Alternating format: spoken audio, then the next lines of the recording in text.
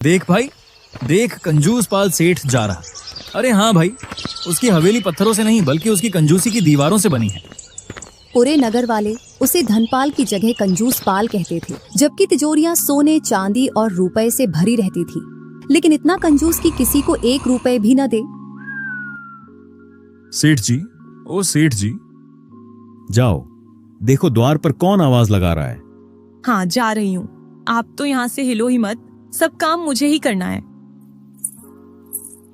धनपाल की पत्नी जाकर दरवाजा खोलती है तो उसके सामने एक भिखारी खड़ा था।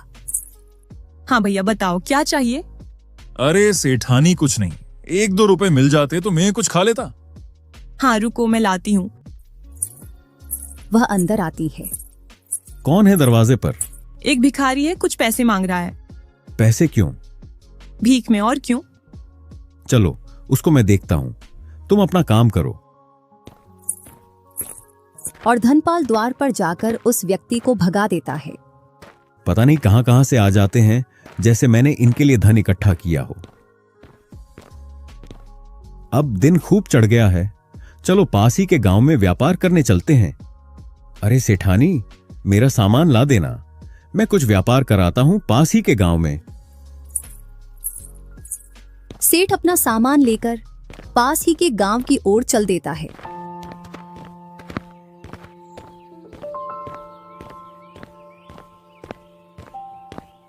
दोनों गांव के बीच में एक बड़ी नदी पड़ती है। जैसे ही सेठ नदी के किनारे पहुंचता तो नाविक उससे बोलता, आओ सेठ जी, मैं आपको और आपके सामान को पार करा दूं। कितने रुपए लोगे? 5 रुपए दे देना सेठ जी। अगर मैं इसे यही 5 रुपए दूंगा तो मेरा 5 रुपए का यही नुकसान हो जाएगा। क्यों ना मैं इसे तैरकर पार कर लूं? रहने दो भाई, मैं तो तैरकर नदी पार कर लूंगा। ठीक है सेठ जी, आपकी इच्छा में तो अब घर चला फिर आऊंगा थोड़ी देर बाद। इतना बोलकर नाविक वहां से चला जाता है और इधर धनपाल सेठ अपना सामान सिर पर रखकर नदी में उतर जाता है। जैसे ही वह बीच नदी में पहुंचता है, अरे ये क्या, मैं तो नदी में डूबने लगा। ऐ ईश्वर, मेरी मदद करो, मुझे नदी के किनारे लगा दो। आज के बाद मैं कभी नदी तैरकर पार नहीं करूंगा। वह बीच में से अपने गांव की ओर मुड़ जाता है। ऐ ईश्वर, तेरे नाम का पूरे नगर में विशाल भंडारा करवाऊंगा, बस मुझे पार लगा दे। जैसे जैसे वह नदी के किनारे पर आता जाता, इतना बड़ा भंडारा तो नहीं करवा पाऊंगा, मैं आधे नगर के लिए भंडारा करवा दूंगा। जैसे जैसे वह नदी के किनारे पर आता जाता, वैसे वैसे ऐ ईश्वर, इतना तो ज्यादा हो जाएगा। मैं तो अपने आस पड़ोस के लोगों को ही भोजन करा दूंगा। और वह नदी पार करके अपने घर की ओर चल देता।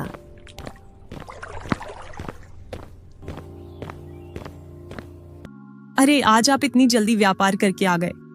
कहाँ हुआ व्यापार? आज तो मैं नदी में डूबने से बच गया। आज तो तेरा सेठ चला गया होता। जरूर तुमने अपनी कंजूसी दिखाई होगी। नहीं, सभी नदी पार कर रहे थे तो मैं भी नदी में उतर गया। रहने दो, मैं आपको अच्छे से जानती हूँ। तुम तो खाना खाओ और आराम करो।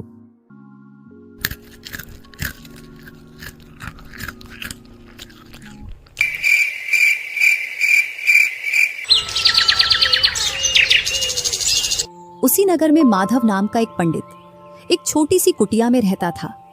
उसके पास ज्यादा धन तो नहीं था, लेकिन उसकी बुद्धि ही उसकी असली धन थी।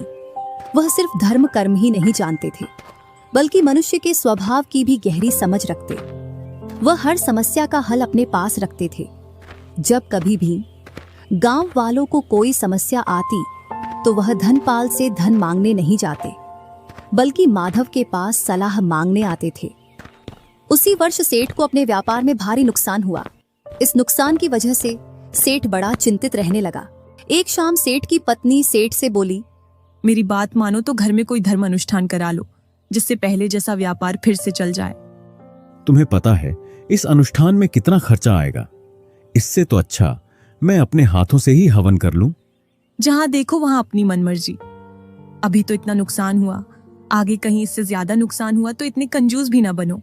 कंजूस पाल एक पूजा भी नहीं करवा सकते।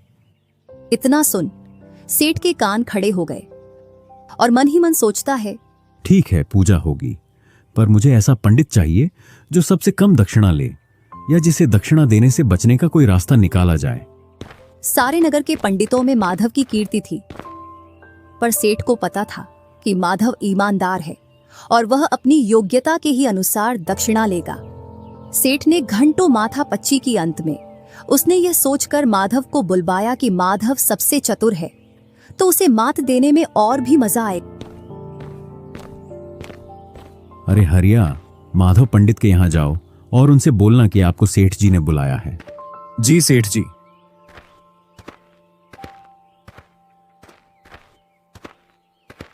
पंडित जी को प्रणाम, आपको धनपाल सेठ ने बुलाया है, चलिए। अरे भाई, आज सेठ ने कैसे याद किया? सेठ के इरादे मुझे कुछ नेक नहीं लग रहे।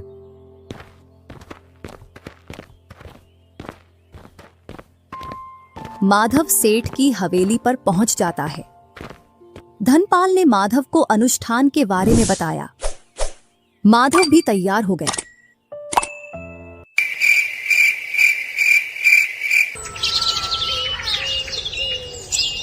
अनुष्ठान वाले दिन सेठ ने जानबूझकर पूजा के सबसे छोटे और सस्ते दीपक का प्रबंध किया। घी इतना कम था कि अगर हवा का झोंका आ जाता तो दिया बुझ जाता। पूजा के दौरान भी धनपाल की कंजूसी जारी रही। अरे सेठ जी, घी तो कम है अग्नि आहुति के लिए, और घी की व्यवस्था करवाइए। पंडित जी, क्या आप नहीं जानते, ज्यादा घी से प्रदूषण होता है। हमें पर्यावरण के प्रति संवेदनशील होना चाहिए। यह क्या सेठ जी, बैठने के लिए पटा कपड़ा आसन नहीं है क्या? इसमें साधुत्व भाव अधिक है। यजमान जो दे स्वीकार कर लेना चाहिए। माधव ने हर बात को नजरअंदाज किया और पूरी निष्ठा और सम्मान के साथ अनुष्ठान संपन्न किया। वह जानते थे कि असली परीक्षा तो अब शुरू होगी। पूजा समाप्त हुई। सभी लोग उत्सुकता से देख रहे थे कि अपने कंजूस पाल नाम को सही ठहराता है या अपनी प्रतिष्ठता को बचाता है। सेठ धनपाल ने एक नाटकीय अंदाज में अपनी कमर से एक मखमली थैली निकाली। उसमें से चमचमाती हुई एक सबसे बड़ी मोहर निकाली। मोहर देखकर माधव ने आंखें बंद करके, हे ईश्वर, आज तेरा धन्यवाद। सेठ ने मोहर को हवा में ऊपर उठाया, जिससे वह सूरज की रोशनी में जगमगा उठी। और धनपाल सेठ मुस्कुराते हुए बोला, आपने पूजा बहुत अच्छी की। यह मोहर आपकी है, पर मेरी एक छोटी सी शर्त है, जिसे पूरा करना आपके जैसे ज्ञानी के लिए बाएं हाथ का खेल होगा। माधव ने शांत दृष्टि से सेठ को देखा और मन में सोचने लगा, आ गया अपनी असली औकात पर, कंजूस पाल। सेठ ने मोहर को अपनी उंगली पर नचाते हुए कहा, शर्त यह है कि यह मोहर आपको तभी मिलेगी जब आप बिना किसी चीज को छुए इसे जमीन पर गिरने से पहले ही पकड़ लेंगे। अगर यह जमीन पर गिरी तो क्षमा करना, आपको दक्षिणा नहीं मिलेगी। सेठ के चेहरे पर जीत का घमंड साफ साफ दिख रहा है। माधव एक पल के लिए रुकता है, फिर उसके चेहरे पर एक चमकीली मुस्कान आ गई। माधव विनम्रता से हाथ जोड़कर सेठ से बोलता है, सेठ, आपकी शर्त स्वीकार है, पर चूंकि आप एक असंभव कार्य की मांग कर रहे हैं, तो मेरी भी एक शर्त है। सेठ की आंखें चमक उठी। उसे लगा कि पंडित अब दक्षिणा छोड़कर किसी छोटी चीज की मांग करेगा। कहो, क्या शर्तें हैं? शर्त यह है, अगर मैं मोहर को बिना छुए गिरने से पहले पकड़ लेता हूं, तो आप मुझे यही नहीं बल्कि कुल 10 मोहरें और देंगे। और अगर मैं असफल होता हूं, तो मैं यह पूजा सिर्फ दक्षिणा ही नहीं करूंगा, बल्कि अगले पूरे वर्ष तक आपके घर की निःशुल्क सेवा करूंगा। सेठ धनपाल ने तुरंत अपने मन में हिसाब लगाया। 10 मोहरे तो बहुत हैं, पर यह काम असंभव है। यानी यह पंडित जरूर हारेगा और मुझे साल भर के लिए मुफ्त सेवक मिल जाएगा। ये तो सोने पर सुहागा हो गया। सेठ ने लालच में आकर अपना सर जोर से हिलाया। मंजूर है, शर्त एकदम मंजूर है। अब अपनी चतुराई दिखाओ। माधव ने सेठ की आंखों में देखा और एक गहरी सांस ली। तो मैं तैयार हूं सेठ जी, आप मोहर को हवा में उछालिए। सेठ ने जैसे ही मोहर उछालने के लिए अपना हाथ ऊपर किया, पकड़ ली मैंने। सेठ का हाथ हवा में ही रुक गया। वह अविश्वास से चिल्लाया, मूर्ख, तुमने कहा पकड़ी? तुमने तो इसे छुआ भी नहीं। ये तो अभी भी मेरे हाथ में है। माधव ने पूरी सभा की ओर देखकर शांत स्वर में उत्तर दिया। सेठ जी, आपने अपनी शर्त में 2 बातें कही थीं। पहली बात, बिना किसी को छुए। दूसरी,